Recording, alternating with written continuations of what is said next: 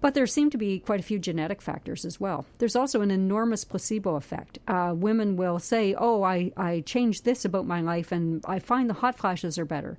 But so there seems to be a little mind over matter going on with hot flashes. And in fact, I read one study where they actually made the women write down every time they had a hot flash, as well as reporting their own subjective feeling about hot flashes. And when they wrote it down, it turned out that they might say that their hot flashes had gone down when they actually had gone up. I have a question because we have interactive now on CKCU. Oh, great. Instead of trying to answer the phone or paying attention, people can type in questions. So there's a question here. Ask Carolyn about androgel. What is androgel? It's being prescribed by somebody I know. That's an interesting one. That's another type of hormone replacement. There are creams and gels that have hormones in them. Some doctors I know are a little worried about using those kinds of hormone gels because they feel that, if hormone replacement therapy, which is a pill that you put in your mouth and drank water and then it went through your whole body, if that was bad for you, then how is putting it on your skin, because you take in a certain amount of a drug through your skin, otherwise why would you do it, right?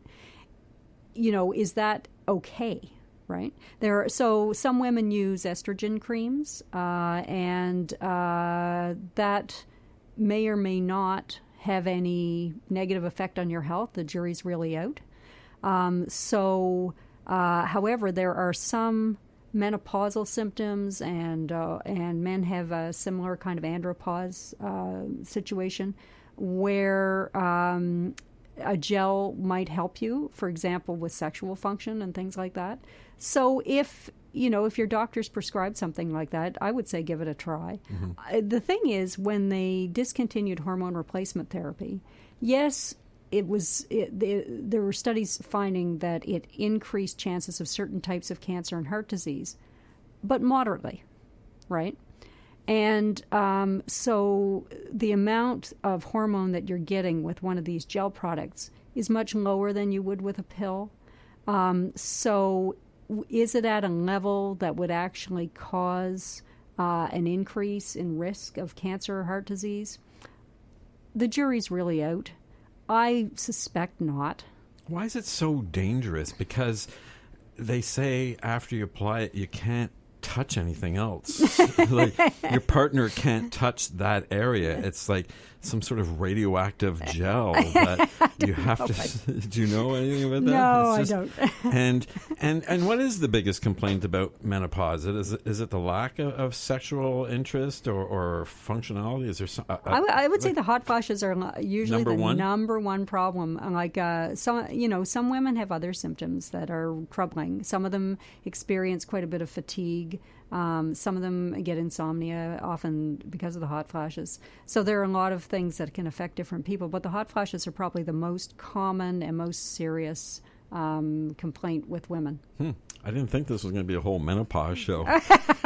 We're going to take a small break so I can have a sip of coffee, and we'll play an ad or two.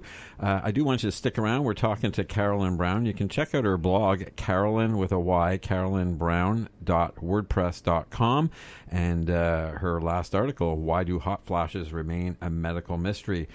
Stick around. I'll be back in just a few seconds. You're listening to CKCU 93.1 FM, celebrating 40 years in your ears.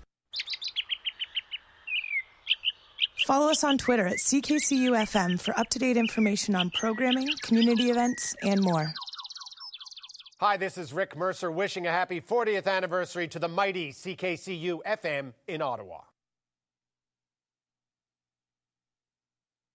We're back. I didn't even have time for a sip of coffee. Just had to get rid of those things here. Talking to Carolyn Brown in the studio, also a CKCU alumnus, science and medical writer and editor with over 18 years experience with two big scientific publishers. The other thing I wanted to talk to you about, because it seemed you had personal feelings about it, is the federal election. Yeah. I can't remember. I launched Facebook just so I could get your comments, but Can you relive them? I bet you basically woke up and your country was back, or something, something like that.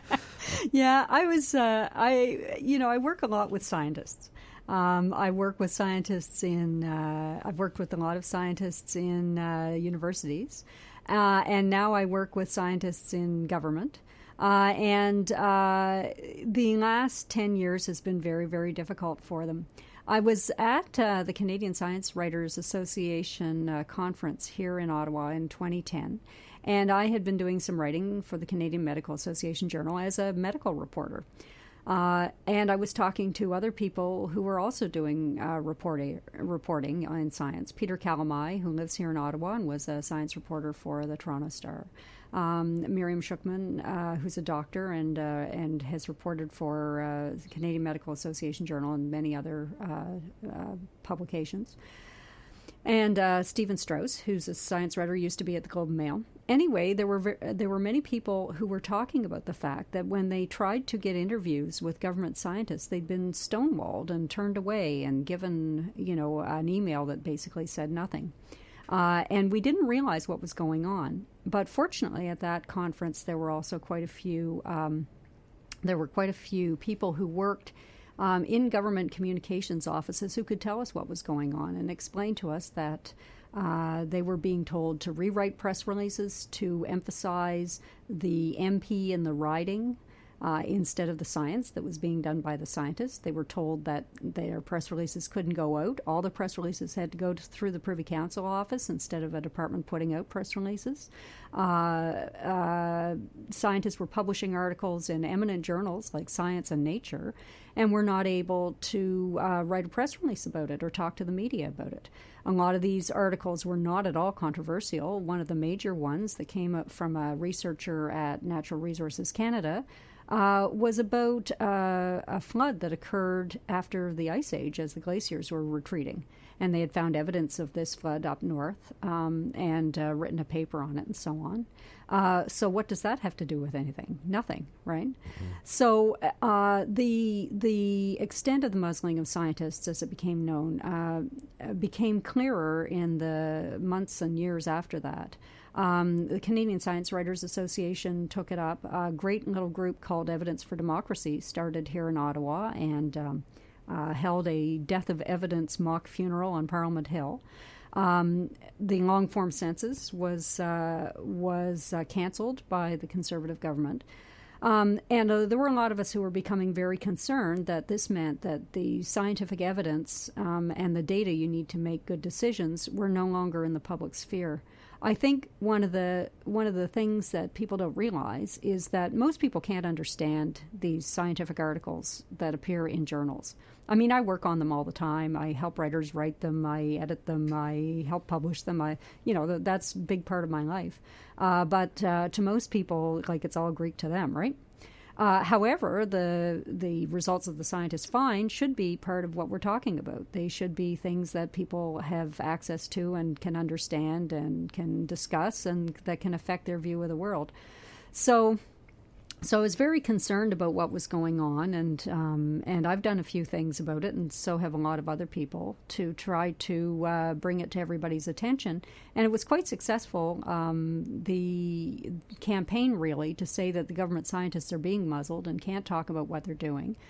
And plus, a lot of them lost their jobs, and a lot of labs were closed down. That campaign had a really strong effect in the last election. Most people were aware that there was a problem. So it wasn't exaggerated, that statement that scientists were being muzzled, because you wrote a letter to the editor at Globe and Mail, yes, stating that. But that's what a lot of conservatives say. It's like, well, we're not muzzling scientists. Well, exactly. And I heard this. I actually talked to the local conservative candidate here in Ottawa Centre, where I live, who's a really good guy. He was and I knew his mother. I worked for his mother at one point. She was a very nice person. Anyway, obviously a good person, civic-minded, concerned about Canada.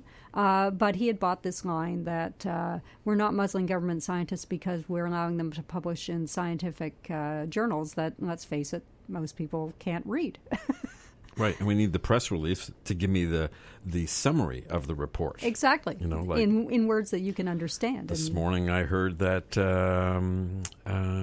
blue whales are back in the Antarctic. They basically disappeared, and now they've found a few, and hopefully they're coming back. Yeah. It's kind of cool. And that'll come out of a scientific paper that some science communicator like myself has tried to make understandable for you. So you mentioned that these scientific papers are often complicated, and it sounds Greek to me. So if you're an editor, a publisher, a writer, why do you write it in Greek? Like, why can't you? What's the word? Everyday language or common language? Plain language. Yeah. Why do court proceedings and lawyers and science, why does it have to be? I mean, put it at the back, like put in all your calculations and math and whatever, but like make it so we understand, so that if I read it, it's like, oh, cool. Like, I like the one-page recap in plain language, but why can't I read a report that you say is basically unreadable? And you write the damn thing, so stop it. Is there a reason? Is there a reason they have to be written in that way? Yeah, that's a very good question. I think that I came through the journalism program here at Carleton, and so we were taught plain language writing. It wasn't called that back in the day. It was just called journalism, right? Now it's called plain language because I think the problem with jargon-filled very complex language has just worsened over the years. I thought it was bad back in the 80s. It's just got worse. I think that every profession or discipline creates its own internal language that it uses to communicate among its peers, right? And because we have that a world that is more and more specialized, where knowledge is becoming more and more specialized, people tend to, they're trying to describe legitimately really complex ideas, right? And so as they get into it, they have to use a shorthand almost. They have to use terminology to explain what they're talking about. To their peer group. To their peer group. And when they write a scientific paper, it's really to their peer group. But even then, for example, I went to a talk a couple years back by an editor from Science magazine who said, well, why can't we in a paper in science be a little more accessible even to other scientists? So he tries to make sure that papers that he's working with the author on are not only understandable by people in that exact field, but other scientists outside the field. Make them a little broader so that other scientists can understand. And that's the first step.